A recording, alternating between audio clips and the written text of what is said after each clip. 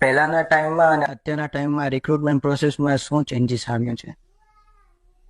I think એ દર રિક્રુટમેન્ટમાં ફેરફારો આવ્યા જ કરતા હોય છે, પણ સૌથી મોટું આપણે જે પારદર્શી ભરતીની વાત છે. કેટલાક વર્ષો પહેલા આપણે જે ભરતી કરતા હતા, પોલીસની ભરતીની વાત કરો તો અત્યારે ઊંચાઈ, છાતી ને વજન એ ત્રણ જ વસ્તુ એવી છે કે જેમાં માનવીય તત્વ આવે છે.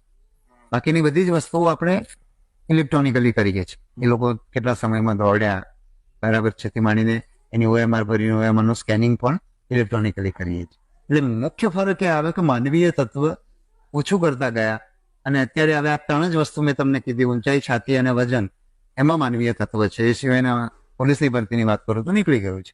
બીજી ભરતીઓની અંદર પણ લેખિત પરીક્ષાઓ પણ બધી OMR બેઝ થઈ રહી છે. બહુ ઓછી છે કે જેમાં નિબંધલક્ષી પરીક્ષા છે, બરાબર છે. તો એ રીતે આપણે માનવીય તત્વ ઓછું કરી રહ્યા છીએ. રિક્રુટમેન્ટ પ્રોસેસમાં તમે કઈ ચેન્જીસ લાવવા માંગશો?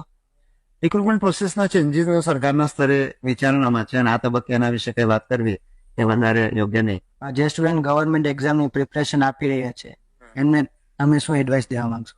બિલકુલ કે તૈયારી કરતા રહેવું પડે અને સાથે સાથે મેં અગાઉ પણ કીધું એમ એમણે બીજો વિકલ્પ રાખવો પડે. પાઠ્યપુસ્તકો વાંચવા પડે, વસ્તુને સમજવું પડે.